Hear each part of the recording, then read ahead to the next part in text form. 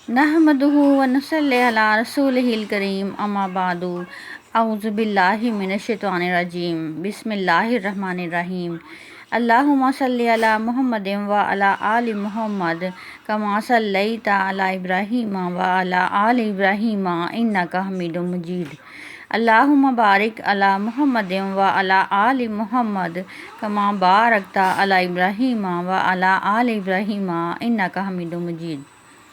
سفر پر جانے سے پہلے ایک دعا پڑھنا مسنون ہے۔ سبحان الذی سخر لنا ھذا وما کنا لہ مقرنین وانا الی ربنا لمنقلبون۔ سبحان الذی سخر لنا ھذا وما کنا لہ مقرنین وانا الی ربنا لمنقلبون، جس کا ترجمہ یہ ہے، اللہ تعالیٰ پاک ہے جس نے اس کو ہمارے قبضے میں دے دیا اور ہم اس کی قدرت کے بغیر اسے قبضے میں کرنے والے نہ تھے، اور بلا شبہ ہم کو اپنے رب کی طرف ضرور جانا ہے۔ ترجمہ یہ ہے، اللہ تعالیٰ پاک ہے جس نے اس کو ہمارے قبضے میں دے دیا اور ہم اس کی قدرت کے بغیر اسے قبضہ میں کرنے والے نہ تھے، اور بلا شبہ ہم کو اپنے رب کی طرف ضرور جانا ہے۔ بحوالہ الزخرف 13-14 آیت۔ ہم آج سورۃ القیامہ پر بات کریں گے۔ سورۃ القیامہ قرآن پاک کی 75 نمبر کی سورہ ہے۔ سورۃ القیامہ کے مضامین کو جانیں گے، نیز اس کے پڑھنے کے فوائد سے واقفیت حاصل کریں گے۔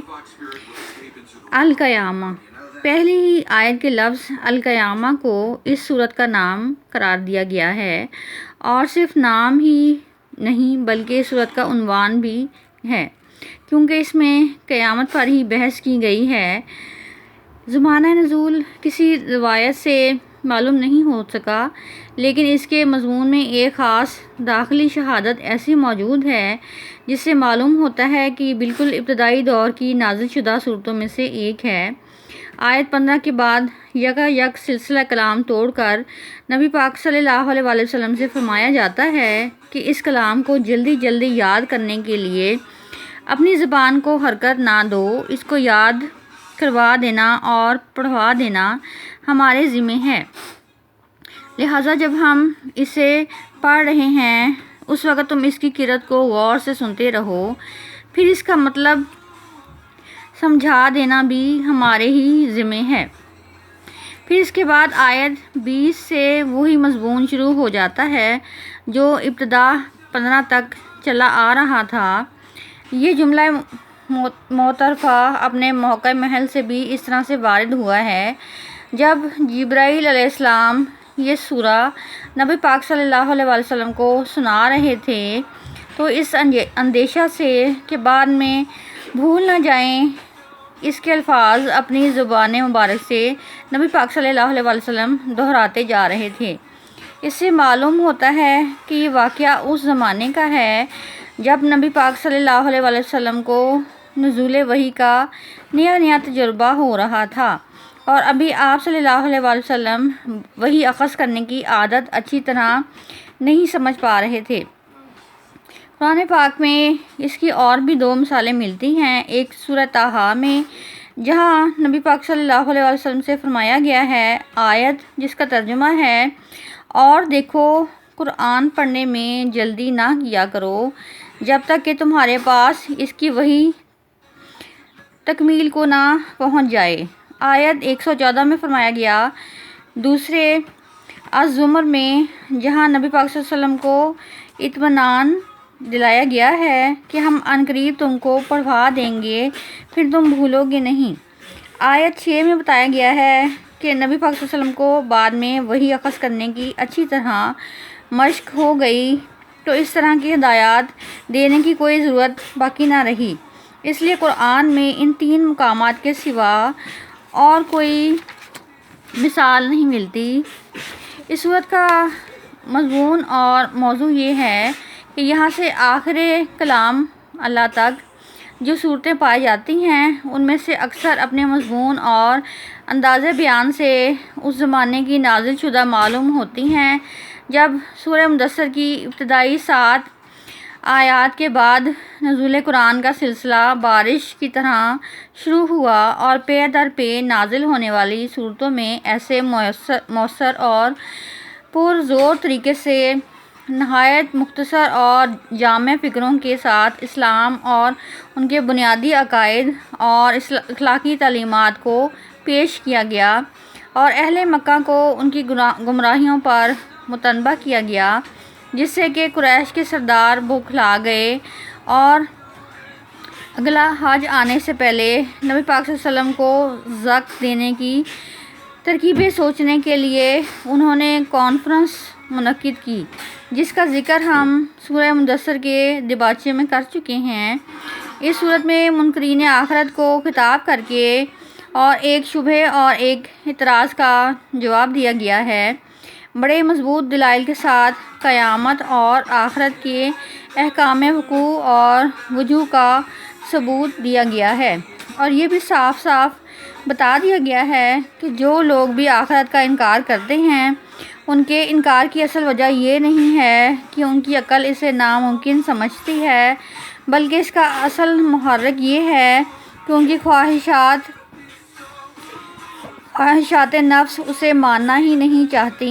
اس کے ساتھ لوگوں کو خبردار کر دیا گیا ہے کہ جس وقت کے آنے کا تم انکار کر رہے ہو وہ آ کر رہے گا، تمہارا سب کچھ کیا دھرا تمہارے سامنے رکھ دیا جائے گا، اور حقیقت میں تو اپنے نامہ اعمال دیکھنے سے پہلے ہر شخص کو خود معلوم ہوگا کہ وہ دنیا میں کیا کر کے آیا ہے، کیونکہ کوئی شخص بھی اپنے آپ سے ناواقف نہیں ہوتا، خواہ وہ دنیا کو بہکانے اور اپنے ضمیر کو بہکانے کے لیے اپنی حرکات کے لیے کتنے ہی بہانے کیوں نہ تراشتا رہے۔ سورۃ القیامہ کا تعارف اور اس کے فوائد کے علاوہ سورۃ القیامہ کا مختصر جائزہ لیں گے۔ سورۃ القیامہ کا مختصر تعارف یہ ہے کہ یہ مکی صورت ہے، ہجرت مدینہ سے پہلے نازل ہوئی ہے۔ اس میں عقائد ثلاثہ پر گفتگو ہے، توحید، عقیدہ رسالت، عقیدہ موعظ اور قیامت کے موضوع پر بات ہے۔ قیامہ اس کا نام اس لیے رکھا گیا کہ پہلی آیت میں اللہ تعالیٰ نے قیامت کے دن کی قسم کھائی ہے۔ میں قسم کھاتا ہوں قیامت کے دن کی، یہ بتا کر کہ قیامت یقینی واقعہ ہونے والی ہے، مستقبل میں ہونے والی ہے، لیکن اللہ تعالیٰ نے قسم کھا کر اسے یقینی بنا دیا ہے۔ اللہ تعالیٰ نے اپنی قدرت کو اس کے اندر ظاہر فرمایا کہ میں نے تمہیں جیسے پہلی بار ناپاک پانی سے قطرے سے پہلے پیدا کیا، جسم و جان میں روح ڈالی، تو دوبارہ زندہ کر دینا میرے لیے کوئی مشکل نہیں ہے۔ یہ مشرکین مکہ تعجب کرتے ہیں کہ دوبارہ زندہ کیسے ہوں گے، یہ وہ سیدھا ہڈیاں کیسے جمع ہوں گی؟ تو اللہ تعالیٰ فرماتے ہیں کہ میں تو تمہاری انگلیوں کی پور درست کرنے پر قادر ہوں۔ اگرچہ بڑھاپے میں انسان کی انگلیوں کے پور مٹ جاتے ہیں اور مرنے کے بعد مٹ جاتے ہیں، لیکن اللہ تعالیٰ نے ارشاد فرمایا ہے کہ وہ پوری قدرت کاملہ رکھتے ہیں کہ وہ انگلیوں کی پور درست کرنے پر قادر ہیں۔ میری قدرت کو کیا جانتے ہو، خواہ تم اعتراض کرتے ہو؟ تو عقیدہ آخرت پر ایمان لانا۔ اگر عقیدہ آخرت پر انسان کو یقین آ جائے تو خود بخود زندگی سدھر جاتی ہے۔ مرنے کے بعد جواب دہی کا تصور ایسا نظریہ ہے کہ انسان کی خلوتوں کے اندر بھی پہرے لگا دیتا ہے۔ اس لیے نبی پاک صلی اللہ علیہ وسلم نے ہر طرف کفار مکہ کو یہ عقیدہ سمجھانے کی کوشش کی، لیکن عقیدہ آخرت کے بارے میں وہ کچھ ماننے کو تیار نہ تھے۔ عقیدہ توحید کو بھی کس درجے میں مانتے تھے؟ اللہ تعالیٰ کو بڑا معبود مانتے تھے، اس کے علاوہ چھوٹے چھوٹے بت بھی سجا رکھے تھے۔ نبی پاک صلی اللہ علیہ وسلم کی شخصیت کو صادق اور امین مانتے تھے، لیکن رسالت اور نبوت سے انکار کرتے تھے۔ وہ کہتے تھے یہ کیسے ہو سکتا ہے کہ مرنے کے بعد ہم مرنے سے پہلے کے حالات کو جان سکیں؟ جب جب کسی انسان کی موت آتی ہے تو اس وقت موت کی کیا کیفیت ہوتی ہے، انسان کیسا محسوس کرتا ہے۔ پنڈلیوں سے ٹکراتی ہیں، روح نکلتی ہے تمہارے جسم سے۔ زندگی کے اندر تو قیامت دیکھ لیتے ہو، جس کی جان نکل رہی ہو واقعی اس پر قیامت ٹوٹ چکی ہوتی ہے۔ ایک حدیث میں آیا کہ جو مر گیا اس کی قیامت تو قائم ہو گئی، کیونکہ قیامت جب قائم ہوگی تو انسان کو مزید کوئی عمل کرنے کی گنجائش باقی نہ رہے گی، وقت رک جائے گا، اب ایمان قبول کرنے کی بھی گنجائش نہیں رہے گی، اب اللہ تعالیٰ کے سامنے پیش ہونا پڑے گا۔ وہ قیامت خود گھروں میں دیکھتے ہیں، جو گھر والے ہیں وہ جب مرنے والے کو دیکھتے ہیں تو وہ قیامت کو خود دیکھ لیتے ہیں، عبرت حاصل کر لیتے ہیں، درس لینا چاہیے۔ جو بڑی قیامت ہے جس میں پوری کائنات اس طرح سے مر جائے گی جیسے کہ انفرادی طور پر انسان مرتا ہے، تو تمہیں عقیدہ آخرت ماننا آسان ہو جائے گا۔ نزول کے اعتبار سے اس کا 31 نمبر ہے اور تدوین کے اعتبار سے 75 نمبر ہے۔ اس کی 40 آیات ہیں اور اس کے اندر ہر الفاظ ہی قیامت کے واقعے کو ظاہر کرتا ہے۔ سورۃ القیامہ کو پڑھنے کے کچھ فوائد ہیں۔ ہر چیز کو کسی مقصد کے لیے بنایا جاتا ہے، اسی طرح سے قرآن پاک میں ہر مشکل اور ہر بیماری کا علاج موجود ہے۔ سورۃ القیامہ کے اپنے زبردست فوائد ہیں، اسے پڑھنے کے اپنے زبردست فوائد ہیں۔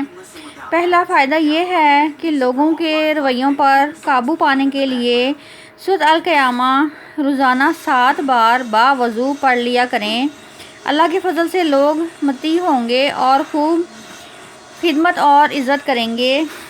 اسے پڑھنے کا دوسرا فائدہ یہ ہے کہ جو شخص جمعرات کی رات کو یہ سورت پڑھے گا تو وہ خداوند کے عذاب سے اور قبر کی تنگی سے اور دیگر رنج سے بچ سکے گا۔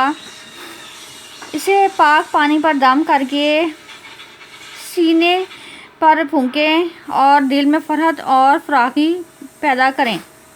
اگر کوئی شخص یہ چاہے کہ ہر محفل میں اس کی عزت ہو تو باوضو روزانہ سورۃ القیامہ پڑھ کر دعا کیا کرے۔ وآخر دعوانا ان الحمدللہ رب العالمین۔